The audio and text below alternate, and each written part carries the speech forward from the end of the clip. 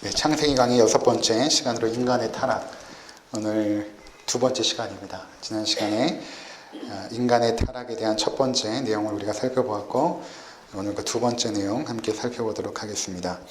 우리가 인간의 그 죄에 대한 문제를 바르게 이해하는 것이 굉장히 중요하다고 말씀을 드렸습니다. 우리가 문제가 무엇인지를 동의하지 않으면 그 문제 해결책인 그 결과에 대해서도 동의할 수가 없는 것이죠.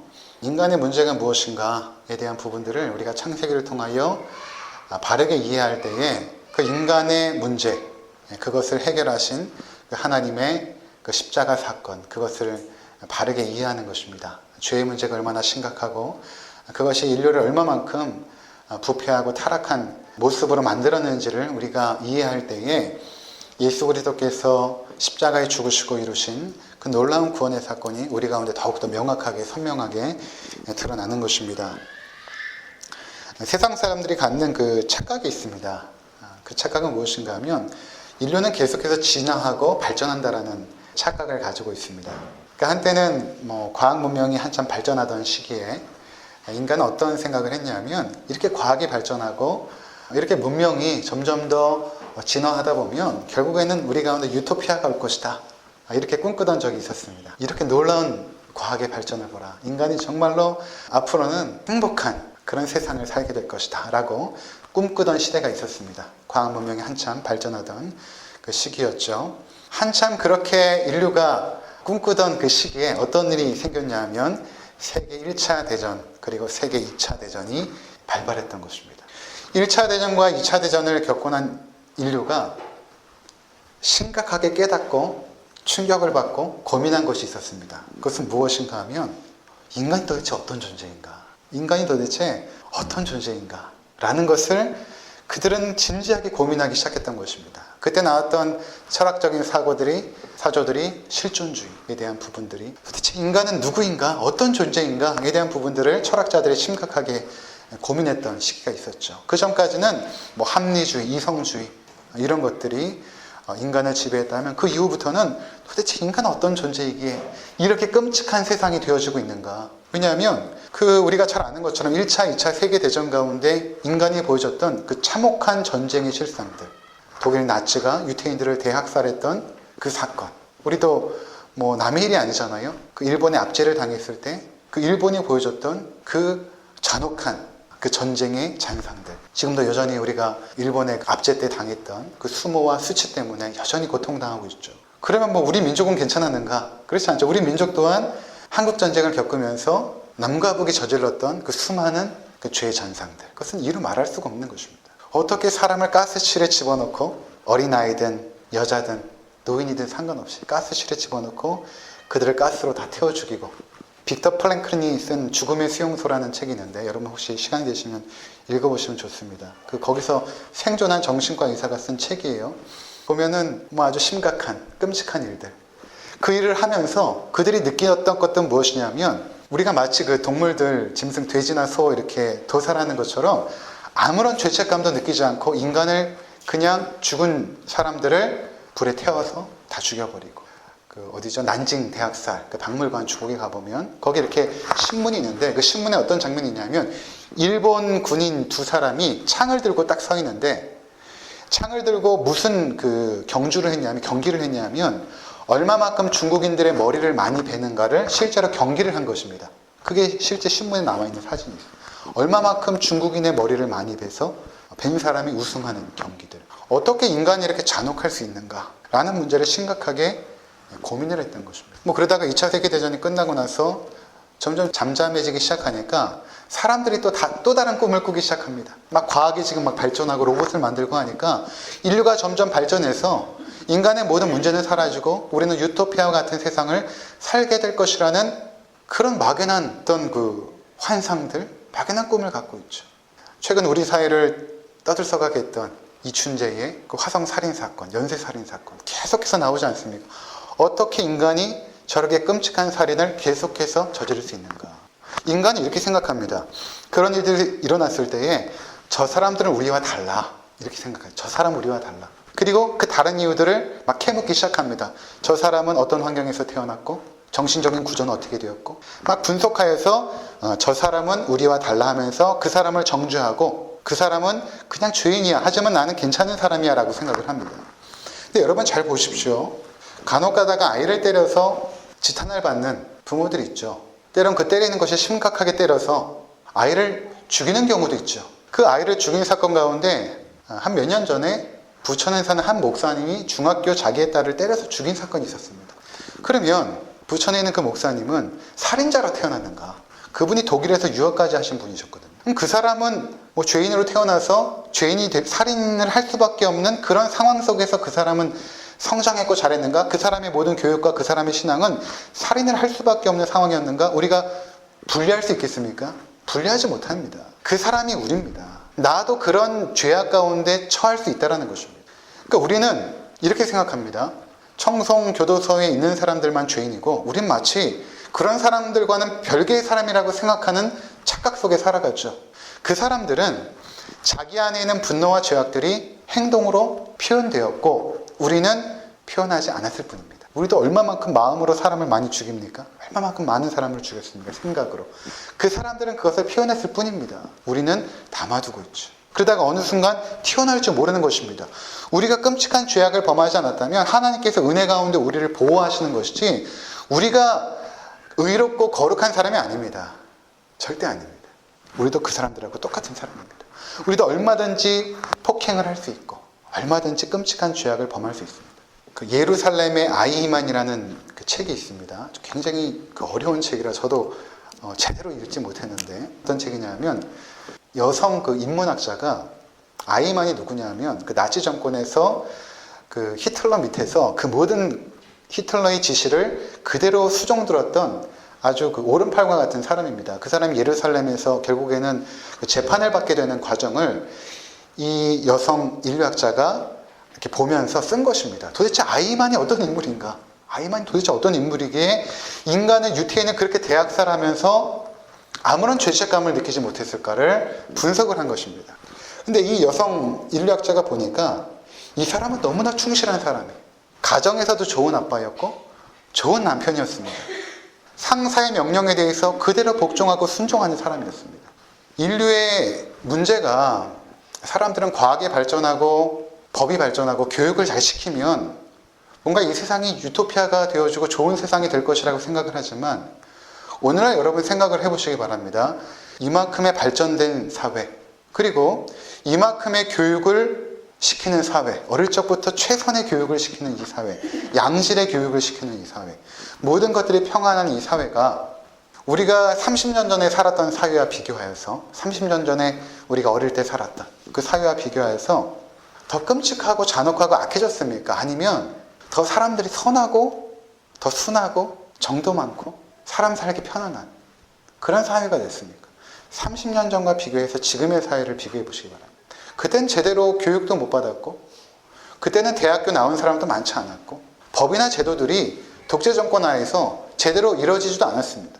지금은 민주사회고 모든 권리가 국민으로부터 나온다라고 말하고 아이들이 어릴 적부터 양질의 교육을 받고 유학도 다녀오고 대학도 나오고 그럼에도 불구하고 오늘날 이 사회가 왜 이렇게 잔혹하고 끔찍한 사회가 되어졌는가? 지금 세상은 발전하는 것이 아니라 망해가고 있습니다. 추락해가고 있습니다. 그러니까 우리가 이것을 잘 깨달아야 되는 것입니다. 사회는 발전하는 것이 아니라 망해가고 있습니다. 그렇다면 그 원인이 무엇인가? 왜 인류는 이렇게 잔악해지고 왜 이렇게 심각한 죄악의 난상들이 일어나고 있는가? 어떤 사람들은 이렇게 말하죠. 교육의 문제다. 인류가 교육을 제대로 못 시켰기 때문이다. 인성교육을 잘 시켰으면 이런 사회가 안 됐을 것이다. 어떤 사람은 법과 제도의 문제라고 말합니다. 사회복지를 잘하고 제도를 잘하면 사회는 더 발전할 것 아닌가. 어떤 사람은 경제의 문제라고 말합니다. 특히 한국 사회가 그렇죠. 모든 것이 경제의 문제라고 말합니다. 경제만 풀리면 모든 문제들이 다 해결될 것처럼 말하죠. 그런데 한국 사회의 문제뿐만 아니라 인류의 문제는 법과 제도의 문제도 아니고 교육의 문제도 아니고 경제 문제도 아닙니다. 그것은 나의 죄의 문제입니다. 나의 죄. 인간의 죄의 문제입니다. 인간의 죄의 문제가 해결되지 않는 이상은 결코 이 사회는 행복한 사회가 될 수가 없는 것입니다. 우리가 꿈꾸는 사회는 결코 오지 않습니다. 인간의 죄의 문제가 해결되지 않고. 근데 성경은 모든 사람이 죄를 범하였으며 하나님의 영광에 이르지 못한다라고 말합니다. 모든 사람이 죄인인데 그렇다면 이 죄의 문제를 어떻게 해결하겠습니까? 모든 사람이 죄인인데. 창세기 3장은 죄의 문제가 어떤 것인지를 우리 가운데 말해주고 있는 장입니다. 인간이 가지고 있는 죄의 문제가 어떻게 시작이 되었는가. 오늘 우리가 읽었던 이 부분을 보면 사단이 뱀을 통하여 유혹을 하죠. 인간을 유혹을 합니다. 어떻게 유혹합니까? 선악과를 따먹도록 유혹을 하는데, 그 따먹도록 유혹할 때에 처음에 악한 사단이 하와에게 던진 질문이 이것입니다. 하나님이 참으로 너희더러 동산 모든 나무의 실과를 먹지 말라고 하시더냐? 이렇게 질문을 던집니다. 3장 1절에 그렇죠. 하나님은 에덴을 창설하시고 그것들을 다 누리게 하셨습니다. 대신에 선악과만은 먹지 말라. 이것은 에덴의 모든 주권이 하나님께 있다는 것을 상징적으로 말씀하시는 것입니다. 너희가 모든 것들을 누릴 수 있으나 모든 것들은 나의 주권 안에 있고 내가 명한 것에 순종할 때에 너희는 이 모든 것들을 누릴 자격이 있다라는 것을 보여준 것이고, 선악과라는 것은 피조물이 하나님의 영역에 침범하지 못하는 어떠한 선을 그어 놓으신 것입니다. 인간은 에덴의 모든 것들을 누릴 수 있지만 하나님의 명령에 순종할 때에 그 모든 것들이 우리의 축복으로 주어지는 것이죠.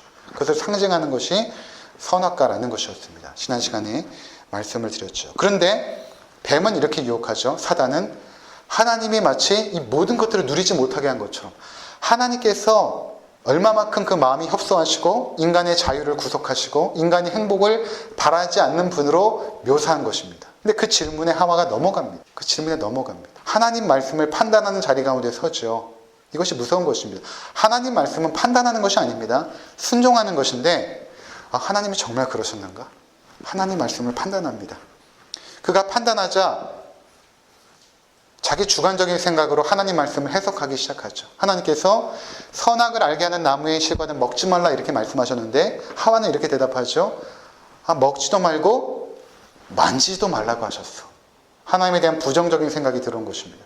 하나님은 먹지 말라고 하셨지 만지지 말라는 말씀 안 하셨거든요. 근데 하나님에 대한 부정적인 생각이 들어오기 시작하니까 그래 만지지도 말라고 하셨어. 그리고 하나님은 그것을 먹는 날에는 정령 죽으리라 말씀하셨는데 죽을까 하노라 그렇게 대답합니다. 이것을 먹는 날에는 죽을까 하노라. 하나님 말씀을 약화시키죠. 하나님의 준엄한 말씀, 먹는 날에는 정령 죽으리라 하셨던 그 말씀을 죽을까 하노라 하면서 약화시킵니다. 그러니까 사단이 이것을 짐작한 것입니다. 하와가 지금 나의 꾀에 넘어갔구나. 하나님 말씀을 판단하고 그 마음 가운데 부정적인 생각이 들어갔구나. 하나님에 대한. 그러니까 4절에 이렇게 말하죠. 뱀이 여자에게 이르되 너희가 결코 죽지 아니하리라. 하나님 말씀을 정면으로 반박해버립니다. 정령 죽으리라 말씀하셨던 그 말씀을 완전히 반박하죠. 자, 이것을 통하여서 사단이 첫 번째로 공격했던 하나님에 대한 교리는 무엇인가 하면 심판교리입니다.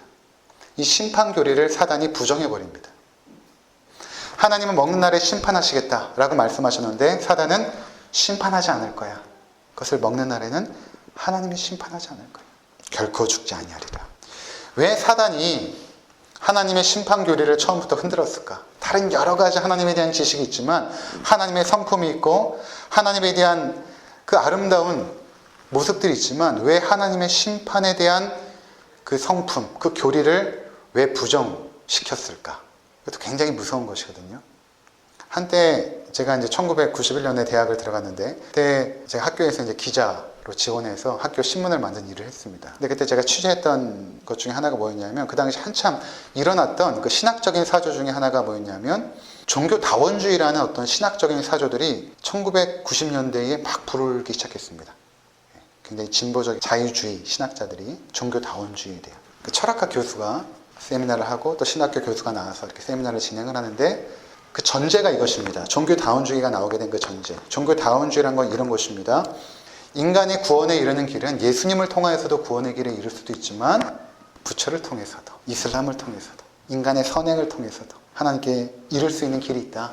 한라산에 오르는 길이 하나밖에 없느냐? 그렇지 않다. 여러 가지 길이 있는 것처럼 우리가 하나님의 구원에 이르는 길은 예수 그리스도뿐만 아니라 여러 가지가 있다. 이렇게 주장하는 것이 종교 다원주의입니다. 근데 그 종교 다원주의 뿌리를 보니까 이것입니다. 하나님은 사랑이시다. 어떻게 사랑의 하나님이 예수 그리스도를 믿는 사람들만 구원하시겠는가? 그 사랑의 하나님이 그렇지 않다.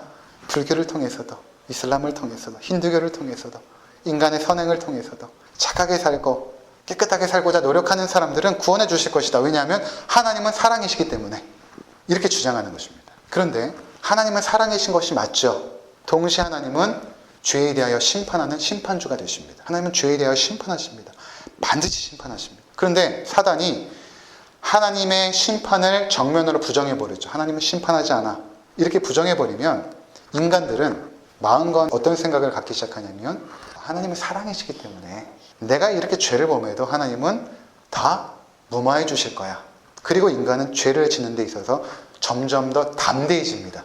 대범해지고. 왜? 하나님이 심판하지 않기 때문에. 그러니까 사단이 이것을 안 것입니다. 하나님의 심판 규례를 무너뜨리면 결국 인간들은 그 죄를 아주 과격하게 질 것이다. 그래서 3장 1절에 보면 하나님이 지으신 들짐승 중에 뱀이 가장 강교하니라 이렇게 말합니다. 하나님께서 강교한 뱀을 창조한 것이 아닙니다. 강교라는 단어를 지난 시간에 말씀드렸죠. 중립적인 단어예요. 지혜로 번역할 수도 있고 강교로 번역할 수도 있습니다. 예수님께서도 뱀같이 지혜로워라 이런 말씀하지 않습니까? 그러니까 하나님께서 굉장히 탁월하게 지혜롭게 창조한 천사가 타락한 것이 사단이거든요. 그 지혜를 가지고 하나님은 영원롭게 하는 데 사용되어져야 되는데 그 지혜를 강교하게 사용하여 하나님을 대적하는 데 사용합니다.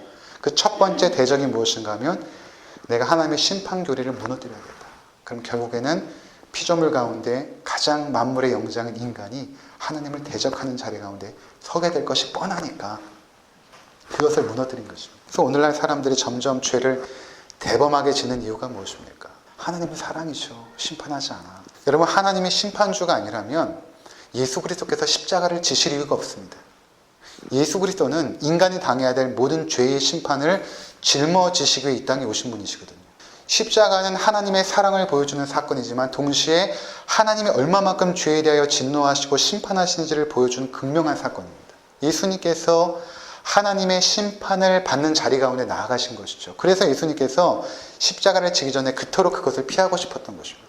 하나님의 진노를 당하는 그 자리, 심판을 온몸에 짊어져야 되는 그 자리를 피하고 싶었던 것이죠. 아버지, 원하노니 이 잔을 내게서 옮기시옵소서. 3번씩이나 눈물방울이 핏물방울이 되도록 기도했던 것이 바로 그것입니다.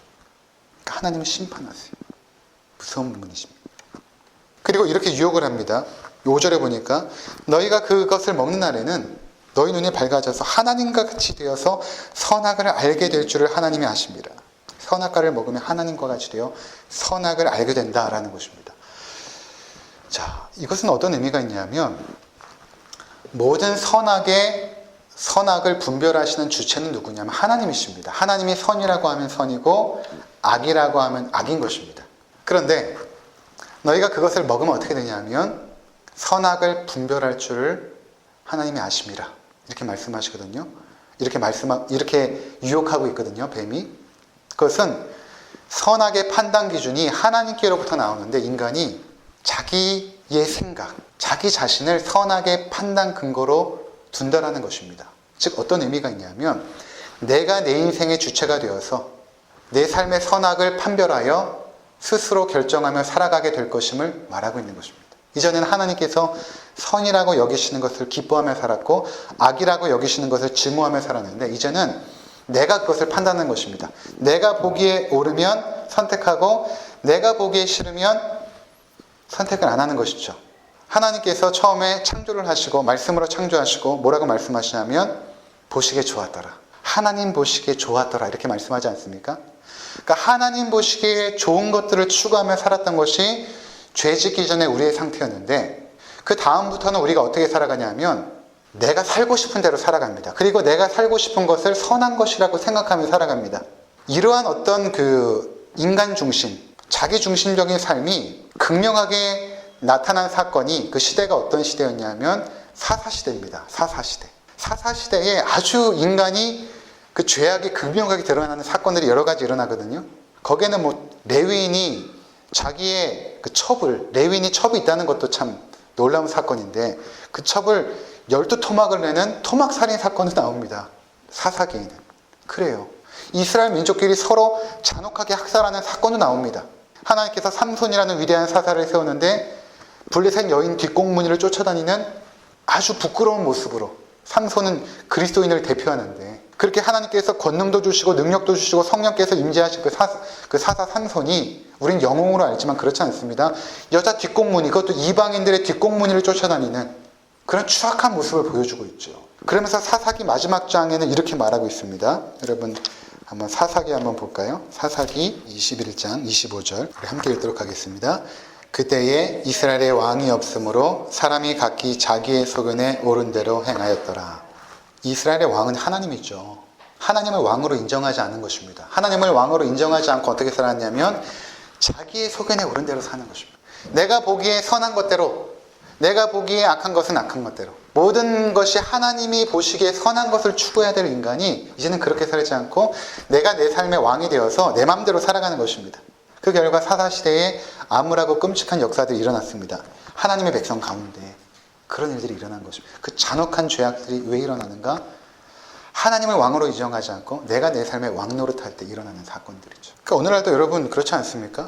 저 사람은 참 좋은 사람이야, 저 사람은 참 나쁜 사람이야 라고 우리가 판단할 때 그 좋고 나쁨의 기준이 어디 있습니까?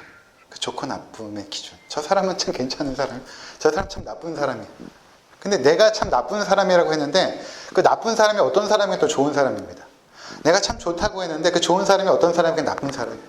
그 기준이 어디 있습니까? 다 나에게 있는 것입니다. 내가 선악을 판별하죠. 모든 것들이 나 중심으로 돌아가기 시작한 것입니다. 이전에는 아침에 아담과 하와가 눈을 떴을 때 아름다운 창조물을 보면서 이 온 우주 만물의 주인이신 하나님을 찬양했습니다. 하나님은 온 우주 만물의 주인이야. 우리는 그분을 경배하고 순종하는 존재야. 그것이 그들에게 기쁨이었는데 이제는 아침에 눈을 뜨자마자 뭐라고 외치냐면 내가 온 우주의 주인이야 라고 외치기 시작한 것입니다. 내가 온 우주의 중심이야. 하나님조차도 나를 위해서 존재해. 이렇게 생각하기 시작한 것입니다. 창조주 하나님조차도 나를 위해 존재한다라고 생각한 것입니다. 여러분 믿음의 사람들 가운데 그런 사람 많습니다. 그냥 하나님을 어떻게 취급하냐면 나를 위한 존재로 취급합니다. 그게 우상숭배거든요. 내가 하나님을 위한 존재로 서지 않고 하나님조차도 나를 위한 존재로 여기게 될 때 하나님은 우리 가운데 목적이 아니라 수단화되어지죠. 내가 목적하는 그 어떤 삶, 나의 행복, 나의 유익과 나의 욕망을 채우는 수단으로 하나님을 여기게 되는 것을 우상숭배라고 말하죠. 하나님이 나를 위한 존재로 수단화되어버린 것입니다. 이것이 믿는 자, 그리스도인이라고 하는 사람들 중에도 있습니다. 그 역사가 사사기의 역사거든요. 하나님과 같이 된다. 내가 내 삶의 하나님이 된 것입니다. 인간들이 각자가 자기가 옳다고 주장합니다. 그렇게 말을 하니까 6절에 여자가 그 나무를 본즉 선악과죠. 봤는데 먹음직도 하고 보암직도 하고 지혜롭게 할 만큼 탐스럽기도 한 나무인지라. 여러분 선악과는요 아무것도 아닙니다. 그냥 나무입니다. 하나의 상징이에요. 하나님께서 온 우주의 만물의 주인이심을 보여주고 그 선악과를 둠으로 하여서 인간들이 하나님의 말씀에 순종해야 되는 존재임을 날마다 각인시켰던 그 하나의 상징물이죠. 그 선악과가 무슨 능력이 있고 무슨 힘이 있겠습니까? 그런데 아담과 하와가 선악과를 딱 봤더니 그것이 먹음직도 하고 보암직도 하고 지혜롭게 할 만큼 탐스럽기도 했던 것입니다. 이것이 바로 죄의 특성입니다. 죄라는 것은 그렇습니다. 사도 요한은 이것을 이렇게 번역합니다.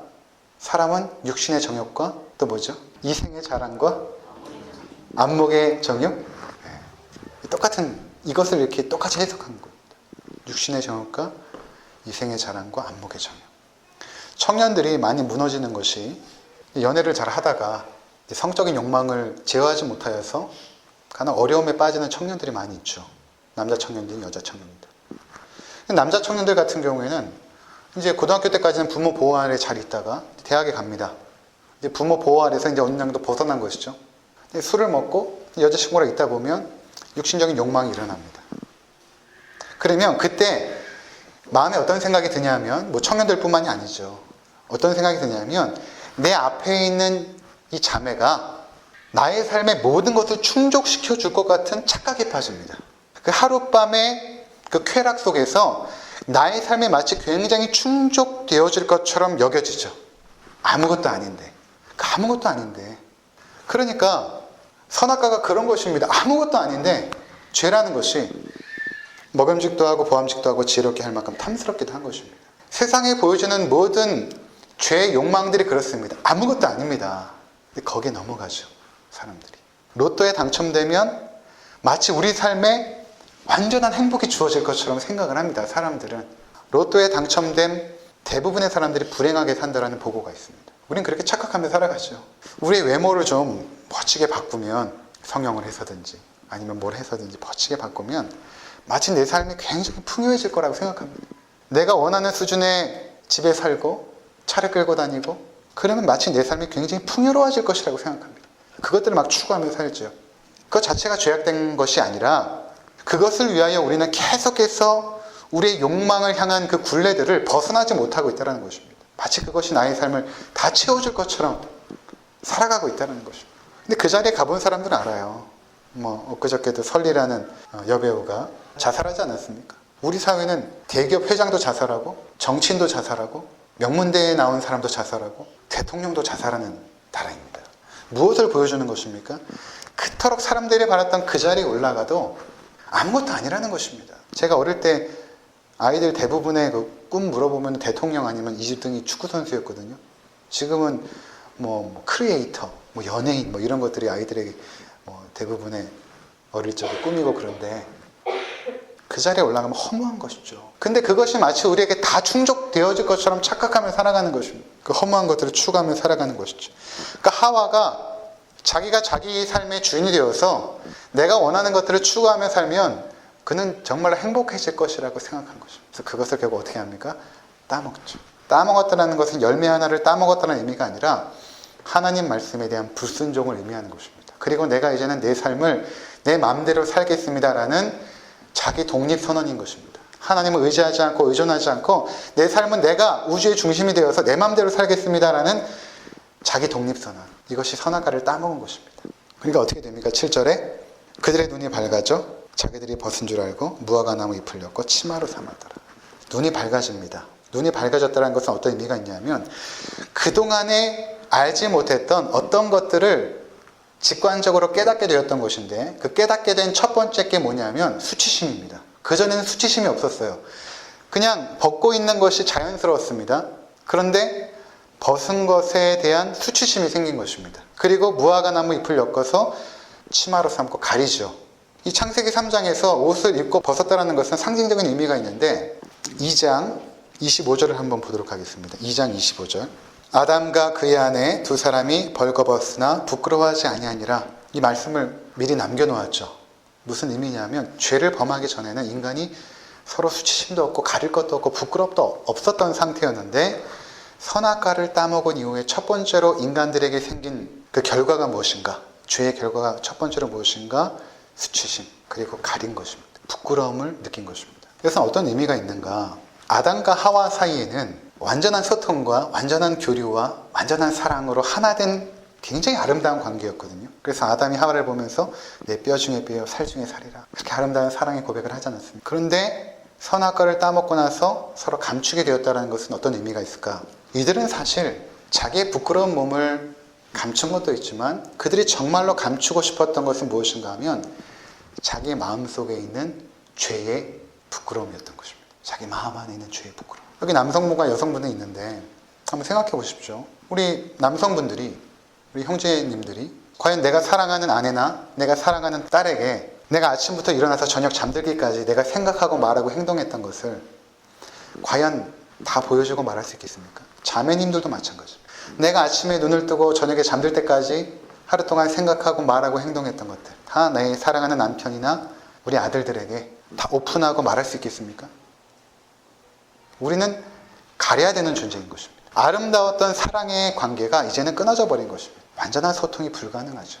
우리는 오픈하지 못합니다. 그들은 몸을 감췄지만 사실은 그 안에 있는 그 죄의 부끄러움을 감추고 싶었던 수많은 죄악의 그 부끄러움들. 그래서 이 아름다운 이 사랑의 관계에서 그들은 단절된 것입니다. 물론 하나님과의 관계에서도 단절이 되어졌죠. 하나님이 그들을 찾아오십니다. 찾아오시는 것은 여러분 생각을 해보십시오. 왜 찾아오셨겠습니까? 죄를 범했으면 그냥 심판하시면 되는데 왜 찾아오셨겠습니까? 그들에게 구원의 길을 열어주시려고 찾아오신 것입니다. 비록 그들이 범죄했어도. 8절에 보니까 그들이 그날 바람이 불 때 동산에 거니시는 여호와 하나님의 소리를 듣고 그의 아내가 여호와 하나님의 낯을 피하여 동산 나무 사이에 숨은지라. 여호와 하나님이 아담을 부르시며 이르시되 내가 어디 있느냐. 하나님이 찾아오시죠. 하나님은 계속해서 찾아오십니다. 인간을. 죄를 범했어도 찾아오십니다. 인간을 긍휼히 여기시고 불쌍히 여기십니다. 찾아오시죠. 아담아 어디 있느냐. 근데 인간이 어떻게 반응합니까? 이제는 하나님을 두려워합니다. 하나님과의 관계도 깨어져 버렸고 하와의 관계도 깨어져 버렸습니다. 수직적인 하나님과 인간의 아름다운 사랑의 관계가 깨어져 버렸습니다. 인간은 죄를 범한 이후에 하나님을 두려워하는 존재가 된 것입니다. 하나님 앞에 나가는 것이 인간에게는 가장 큰 즐거움이었거든요. 인간에게 가장 큰 축복이 무엇인가? 여호와를 가까이함이 내게 복이라. 하나님을 가까이 할 때 인간의 가장 큰 축복이었는데 그 사랑하는 하나님 앞에 이제는 하나님을 두려워하여 숨을 수밖에 없는 존재가 된 것입니다. 그 목소리 자체만 들려도 너무나 두렵고 떨리는 것이죠. 거기서 끝난 것이 아니라 인간 사이의 아름다운 사랑의 관계 속에서도 깨어져 버린 것입니다. 자, 11절에 이르시되 누가 너의 벗었음을 내게 알렸느냐? 내가 내게 먹지 말라 명한 그 나무 열매를 내가 먹었느냐? 아담이 이르되 하나님이 주셔서 나와 함께 하신 여자 그가 그 나무 열매를 내게 주므로 내가 먹었나이다. 여러분 잘 보시면 하나님께서 왜 범죄했느냐 찾아오실 때는 그들을 불쌍히 여기시고 긍휼히 여기는 마음으로 왜 그렇게 했느냐. 여러분 우리 자녀들이 부모 마음을 아프게 하는 잘못된 일을 행했을 때 너 도대체 왜 그랬어? 그 잘못을 몰라서 왜 그랬어? 라고 묻는 것입니까? 그렇지 아니죠. 그것을 인정하고 네가 부모 앞에 무릎 꿇어라 라는 의미 아닙니까? 너 왜 그랬어? 너 왜 이런 잘못했어? 라고 꾸짖는 것이 아닙니다. 네가 잘못을 인정하고 부모 앞에 회개해라. 다시는 그렇게 하지 말라라는 의미로 찾아와서 물어보는 거 아닙니까? 하나님도 마찬가지입니다. 우리에게 찾아오셔서 인간에게 찾아오셔서 내가 왜 그렇게 했느냐? 그럼 아담이 거기서 하나님 잘못했습니다. 내가 범죄했습니다. 그리고 그 하나님 앞에 무릎 꿇고 회개해야 마땅한 것인데 아담이 어떻게 반응하냐면 이렇게 반응합니다. 하나님이 주셔서 나와 함께 하신 여자 그가 그 나무 열매를 내게 주므로 내가 먹었나이다. 자, 잘 보십시오. 죄의 원인을 하와에게 전가시키죠. 근데 잘 보시면 하와에게 전가시키는 것 같은데 하나님이 주신 여자라고 말하므로 궁극적으로는 하나님께 죄의 원인을 돌려버립니다. 하나님이 그 여자를 주지 않았으면 내가 죄를 범하지 않았을 텐데 하나님이 주신 여자 아닙니까? 하나님이 주신 그 여자가 나를 꼬였습니다. 어떤 현상이 일어난 것입니까? 죄의 원인을 하나님께로까지 돌리는 아주 폐역한 존재가 되었다는 것입니다. 이렇게 폐역한 존재가 어디 있습니까? 결국 하나님이 주신 그 여자 때문에 내가 범죄했습니다. 하나님 앞에서 책임 있는 존재로 살아야 될 아담이 그 죄의 원인을 하나님께로 돌려버리는 폐역한 죄성. 이것이 우리에게 다 있습니다. 본성적으로 있습니다. 우리 죄의 원인을 합리화시키고 죄의 원인을 다른 곳으로 돌려버리는 이 본성적인 죄의 타락. 자기중심이 되어서 하나님조차도 나를 섬겨야 되고 그렇지 못할 때에 그 하나님도 죽일 수 있는 존재. 이게 창세기 4장에 넘어가면 나오거든요. 가인이 하나님께서 예배를 받지 않자 하나님을 죽이고 싶었는데 하나님 보이지 않으니까 자기 동생을 쳐 죽이죠. 그 분노가 하나님께 대한 분노였거든요. 그걸 동생을 통하여 풀어버립니다. 이게 우리 인간의 죄성입니다. 어떻게 이러한 인간을 하나님께서 심판하지 않을 수 있겠습니까? 이런 인간을. 그래서 예수님께서 오신 것입니다. 인간이 죄의 문제를 해결할 수 없기 때문에. 이렇게 폐역한 인간의 죄는 인간이 해결할 수가 없습니다. 하나님께 죄의 원인을 돌릴 수 있는. 하와도 똑같죠. 13절에 여호와 하나님이 여자에게 이르시되 내가 어찌 이렇게 하느냐? 여자가 이르되 뱀이 나를 꿰물어 내가 먹었나이다. 죄의 원인과 그 모든 과정을 하나님이 창조한 피조물에게 돌려버리는 자신을 합리화시키고 죄의 원인을 전가시키는 이 타락한 인간의 모습. 오늘 우리가 여기까지 살펴보면서 인간이 얼마만큼 하나님 앞에서 범죄한 존재인가를 깨닫는 것이 굉장히 중요한 것입니다. 이것을 우리가 철저하게 깨달을 때에 이것을 해결하기 위하여 보내신 예수 그리스도의 십자가의 은총이 얼마만큼 위대하고 놀라운지를 절절하게 깨닫거든요. 여러분들 우리가 구원받았다면 하나님의 놀라운 은혜를 받은 것이죠. 나도 이런 죄인이었는데. 그리고 그 죄성이 여전히 우리 가운데 쓴뿌리로 남아있지 않습니까? 물론 신분적으로는 하나님의 자녀로 구원을 받았지만 여전히 계속해서 이런 쓴뿌리들이 우리 가운데 남아있어서 분노하게 하고 죄에 대하여 자꾸 합리화시키고 전가시키려고 하는 그런 경향성의 죄성들. 그래서 구원받았다는 것은 이러한 모든 관계들이 회복되는 것을 말하는 것이죠. 하나님과의 아름다운 사랑의 관계, 이웃과의 아름다운 사랑의 관계. 계명의 첫째가 하나님을 사랑하고 이웃을 사랑하는 것이라는 것은 바로 그런 차원에서 우리 가운데 주어진 것입니다.